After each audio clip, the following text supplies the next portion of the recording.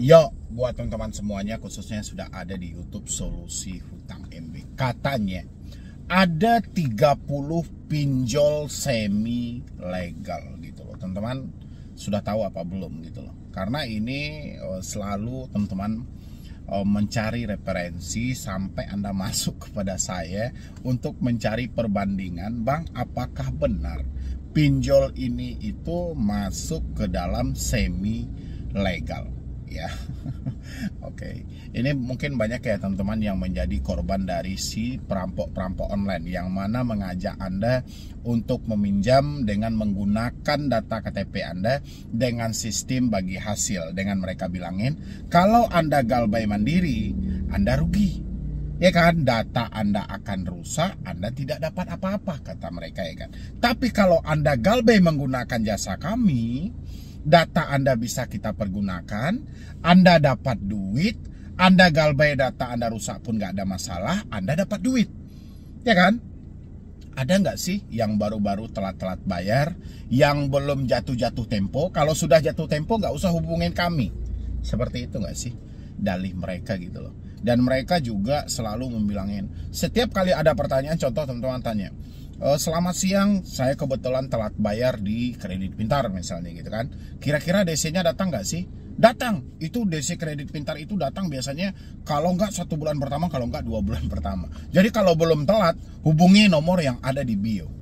Sering nggak sih mendengar seperti itu? Kalau sering, itu di mana sih Anda dapat dan apa nama akunnya gitu loh. Biar teman-teman yang lain juga memahami untuk mewaspadai hal-hal seperti itu.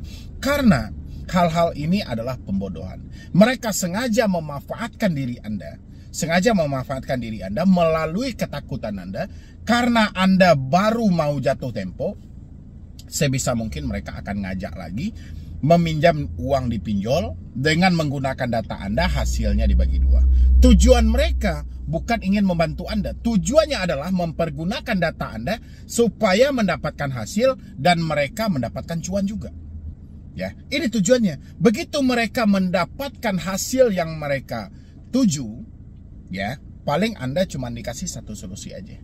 Ya kan, mungkin Anda bolak-balik, ini gimana, saya minta pertanggungjawaban Anda ini, saya ditelepon ini, karena kemarin yang Anda setting itu cuma kontak darurat, kontak-kontak saya kata Anda tidak dihubungi misalnya gitu kan. Sekarang kontak saya dihubungi, saya minta pertanggungjawaban Anda, paling Anda cuma disaranin satu, udahlah ganti aja lah nomornya, aman itu, pokoknya aman, kami yang tanggung, karena yang kami pinjam itu adalah semi legal. Dan itulah yang bermunculan sampai detik ini.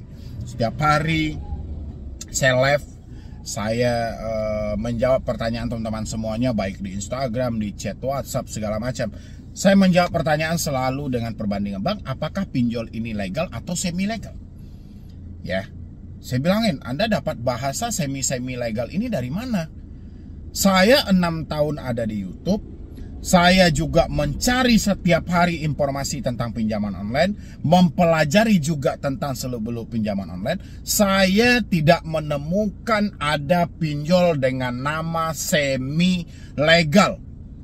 Ya, akhirnya dia jawab, saya dapat, Bang, di akun TikTok kemarin ada yang live, dibilangnya pinjam duit semi legal, ada kami semi legal, ada Pundi semi legal, Watas semi legal, apalagi dibilang 360 kredit. Pokoknya yang mereka anggap legal itu cuma ada Aku Laku, Kredivo, Shopee, Kredit Pintar, apalagi itu ya. Pokoknya ada 10 aplikasi yang mereka sebut itu adalah legal dan resmi. Sisanya itu adalah semi legal. Kenapa bisa semi legal? Karena mereka tidak mempunyai DC lapangan. Terus kalau tidak punya DC lapangan, terus mereka disebut semi legal. Nggak seperti itu konsepnya. Ya. Ada kami legal, resmi, terverifikasi, terdaftar. Siapa yang bilang ada kami semi legal? Terus Anda bilang pinjam duit terdaftar, resmi, terverifikasi. Sekarang ada 100 pinjol terdaftar, resmi, terverifikasi, terlindungi oleh OJK. Dari mana dasar semi legal?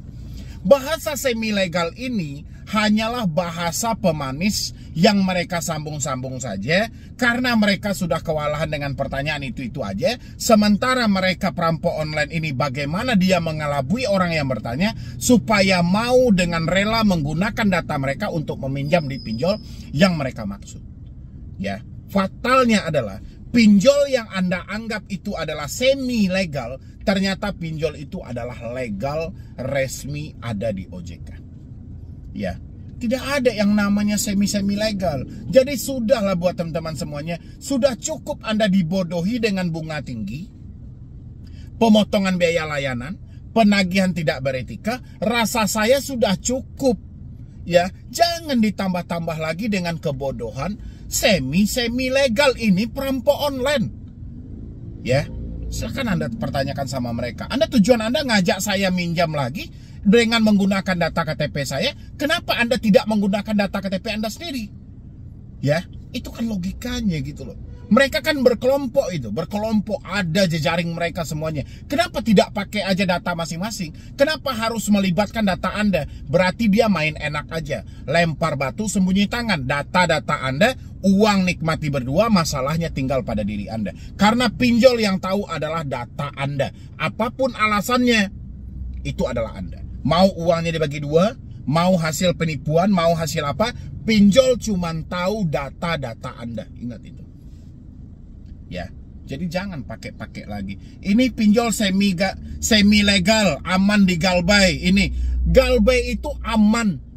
Mau Anda Galbay di pinjol manapun aman, tapi jangan ikut dengan rombongan perampok online ini.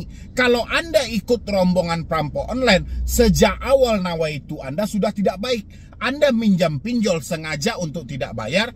Anda ingat OJK bilangin apa? Kalau ada nasabah sengaja pinjam pinjol dan sengaja tidak mau bayar, OJK tidak akan melindungi. Yang disampaikan OJK itu adalah orang-orang yang seperti ini. Ya, biar Anda tahu siapa yang pernah mendapatkan ancaman dari DC. Yang judul sebuah berita yang mereka ambil, OJK bilangin sengaja pinjam pinjol dan tidak mau bayar, OJK tidak lindungi. Pernah nggak Anda mendapatkan ancaman dari DC? Itulah yang mereka ambil. Ya. Terus bagaimana Bang, kami yang sudah terlanjur menjadi korban? Datangi kantor kepolisian terdekat, sampaikan kepada mereka ini tentang penipuan yang seperti ini. Ya, mengajak orang lain sengaja mengambil uang untuk tidak bayar, Anda laporkan. Karena itu Anda menjadi korbannya, data-data Anda. Walaupun Anda melakukan dalam keadaan sadar, tapi Anda tidak tahu dampak kemudian harinya seperti apa. Ya, jadi jangan ada lagi yang berasumsi, Bang, semi legal. Bang, semi legal. Semua Anda bilang semi legal. Hanya semata Anda bertanya ada atau tidak DC, ya. Terus mereka bilang itu semi legal itu. Anda sudah telat belum?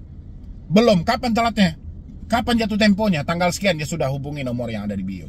Nanti hubungi nomor yang ada di bio, diajaklah Anda semuanya. Mana data Anda? Ini kami berikan fact. Padahal Anda coba pakai logika ya, pakai logika ini ya. Handphone Anda, data-data Anda, mengajukan di handphone Anda, duitnya ke rekening Anda, hasilnya dibagi dua. Tugas mereka cuma apa? Memberikan Anda kontak darurat ataupun kontak-kontak, entah kontak siapa yang dia ambil untuk diberikan kepada diri Anda. Bodoh apa tidak Anda itu? Kalau seandainya Anda mampu seperti itu, kenapa nggak Anda sendiri aja yang mengajukan? Udah jelas-jelas masalahnya Anda sendiri yang menampung. Ya, mereka sudah mendapatkan tujuan mereka, Anda akan ditinggal begitu aja. Ya, itu bahasa dari semi legal. Jadi teman-teman nggak usah bodoh-bodoh lagi ya. Jadi nggak ada pinjol itu yang namanya semi legal. Kalau Anda nggak percaya, Anda chat OJK. OJK, tolong tunjukkan kami mana pinjol yang semi legal. Saya menemukan di TikTok, dia menyampaikan pinjol itu semi legal. Bahkan ada kami dibilang semi legal. Pinjam duit semi legal. Ada pundi semi legal. Semua semi legal. Ya.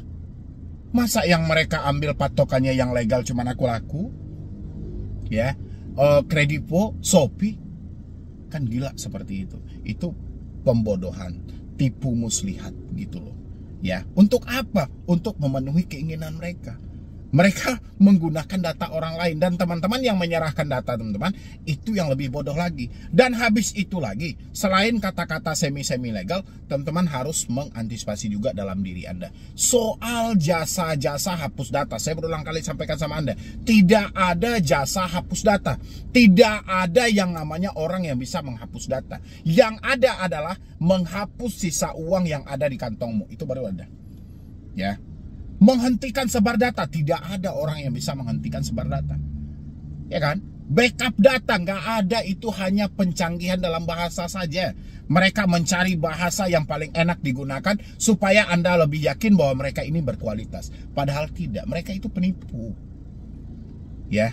Jadi yang jasa backup data, jasa hapus-hapus data, jasa yang menghentikan sebar data, nggak usah Anda ikut-ikut hari itu gitu loh. Karena di balik kata jasa itu ada uang yang harus Anda bayarkan. Bukankah hari ini Anda galbay di pinjol karena uang Anda tidak ada? Terus kenapa Anda mampu bayar-bayar jasa ini? Bukan nominal kecil juga. Ada yang satu aplikasi dihargai 300.000, ada yang satu aplikasi dihargai 20%. Ya, gila gitu. Dan habis itu ada lagi yang harus Anda waspadai tentang oknum-oknum yang sengaja melelang surat-surat kuasa untuk diri Anda. Dengan dalih apa? Ketika Anda ditagih, tunjukkan surat kuasa ini. Dan debt collector tidak akan berani menagih Anda. Itu Anda harus hati-hati juga. Ya. Saya miris aja sama teman-teman semuanya. Membeli selembar kertas aja dengan harga yang seperti itu gitu loh. Bukan saya membatasi, tidak gitu loh. Yang jelas perkara pinjol ini tidak naik sampai ke pengadilan. Ya, dan lagian kita hari ini menyatakan tidak mampu bayar, bukan tidak mau bayar. Sementara kita membeli surat kuasa kepada oknum itu, ya, itu berapa harganya? Ini harus teman-teman pikirkan. Jangan nanti Anda bangga, oh semua permasalahan pinjol saya telah saya limpahkan ke sini. Semua perkara pinjol saya sudah ada ininya. Gak usah bangga, debt collector nggak takut dengan hal itu gitu loh.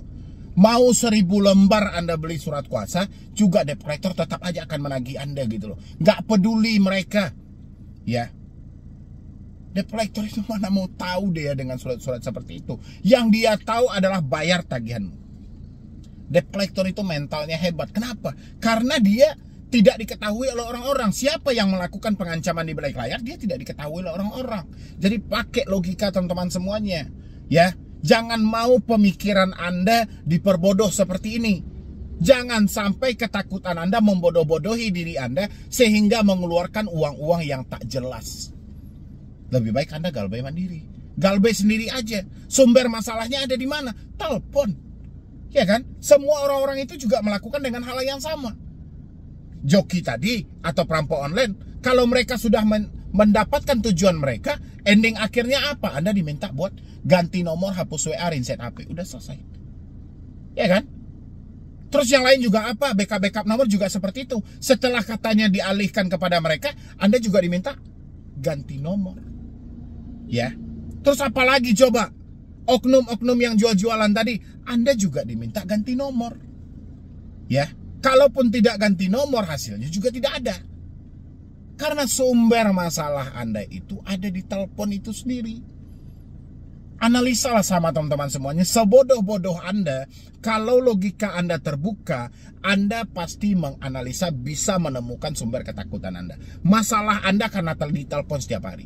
Masalah Anda karena di chat WhatsApp setiap hari. Masalah Anda karena mendapatkan SMS setiap hari. Masalah Anda karena disomasi melalui email. Di sini sumber masalah Anda. 4 perkara itu saja. Kenapa melebarnya kemana-mana?